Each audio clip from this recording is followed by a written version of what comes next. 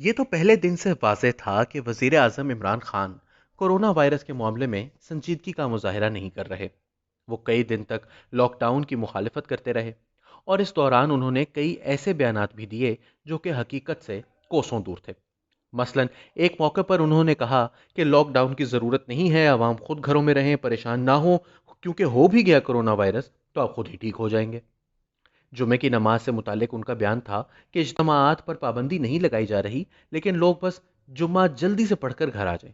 ایک موقع پر وہ انتہائی غیر حساس انداز میں یہ بھی کہہ چکے ہیں کہ اس کا شکار ہونے والے صرف 2 سے 3% افراد ہلاک ہوتے ہیں۔ گویا یہ کوئی افراد یا خاندانوں کا حصہ نہیں بلکہ ایک ہنسا ہیں۔ یہ بھی یاد رہے کہ 23 مارچ کو یوم پاکستان کے موقع پر جس وقت D G I S P R نے لاک ڈاؤن کے حوالے سے افواج پاکستان کی تیاریوں سے متعلق میڈیا کو آگاہ کیا، اس سے کچھ ہی دیر قبل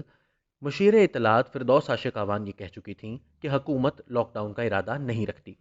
تاہم جمعے کو نیو یارک ٹائمز میں شائع ہونے والی ایک خبر کے مطابق وزیر اعظم عمران خان جب لاک ڈاؤن نہ کرنے پر بضد رہے تو فوج نے خود ہی چاروں صوبوں کے وزرائے اعلیٰ سے بات کی اور ان سے فوج کی تعیناتی کے احکامات حاصل کر کے پریس کانفرنس کر دی۔ اخبار کے دعوے سے واضح ہو چکا ہے کہ اس وقت انیشیٹو حکومت کے پاس نہیں بلکہ کہیں اور جا چکا ہے۔ اخبار نے دعویٰ کیا کہ اس سلسلے میں وزیر اعظم عمران خان کی مرضی شامل نہیں تھی، لیکن فوج نے ان کو بائی پاس کرتے ہوئے مفاد عامہ کے پیش نظر یہ فیصلہ کیا۔ یاد رہے کہ اس سے پہلے ہی سندھ کے وزیر اعلیٰ مراد علی شاہ لاک ڈاؤن کا اعلان کر چکے تھے، جبکہ سابق وزیر اعلیٰ پنجاب شہباز شریف وزیر اعظم کو ایک خط لکھ چکے تھے جس میں انہوں نے واضح طور پر لاک ڈاؤن کا مطالبہ کیا تھا۔ اس صورت میں اپوزیشن کی دونوں بڑی جماعتوں یعنی مسلم لیگ نواز اور پیپلز پارٹی کی جانب سے لاک ڈاؤن کی حمایت حاصل کی جا چکی تھی۔ لہٰذا جس وقت D G I S P R نے کور کمانڈرز کانفرنس میں لیے گئے فیصلوں پر میڈیا کو بریفنگ دی، اس وقت تک اس اقدام کو قبولیت عام حاصل ہو چکی تھی۔ ان حقائق اور معتبر امریکی اخبار کی رپورٹ کی روشنی میں یہ بات روز روشن کی طرح عیاں ہے کہ وزیر اعظم نے اپنی کنفیوژن کے باعث ملک کو ایک بڑے بحران سے دوچار کر دیا ہے۔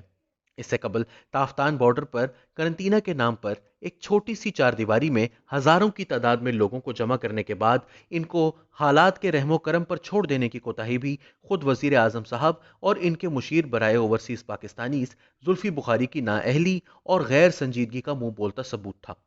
وزیر اعظم صاحب خود کہہ چکے ہیں کہ گزشتہ چند روز میں 9 لاکھ پاکستانی ایئرپورٹس کے ذریعے پاکستان واپس آئے ہیں۔ چند ہزار افراد جو تافتان میں رکھے گئے، ان کے علاوہ یہ لاکھوں افراد جو بغیر اسکریننگ کے ملک بھر میں اپنے گھروں، رشتہ داروں، دوست احباب اور برادریوں میں یہ کورونا وائرس پھیلاتے رہے، ان کا کوئی حساب کتاب ہمارے پاس موجود ہی نہیں۔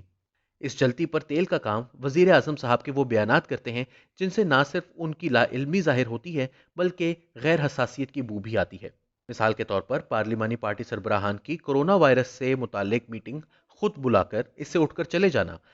یا نیب کی جانب سے اس موقع پر شاہد خاقان عباسی کے ناقابل ضمانت وارنٹ گرفتاری جاری کیے جانا غیر سنجیدگی نہیں تو کیا ہے؟ صورتحال اس نہج کو آ پہنچی ہے کہ وہ عوامی حلقے جو فوج کے سیاسی کردار کی مخالفت کرتے آئے ہیں، انہوں نے بھی اس کردار کو سراہا۔ صحافی خرم حسین نے لکھا کہ D G I S P R وزیر اعظم کے مقابلے میں زیادہ قومی سطح کے لیڈر کے طور پر ابھرے ہیں، جبکہ سرل المیدہ نے لکھا کہ بابر افتخار ایک شریف آدمی ہیں اور ایک پیشہ ور فوجی دکھ رہے ہیں۔ مشکل وقت میں بڑا انسان مرد بحران بن کر ابھرتا ہے اور وہ انسان یقیناً عمران خان نہیں ہے۔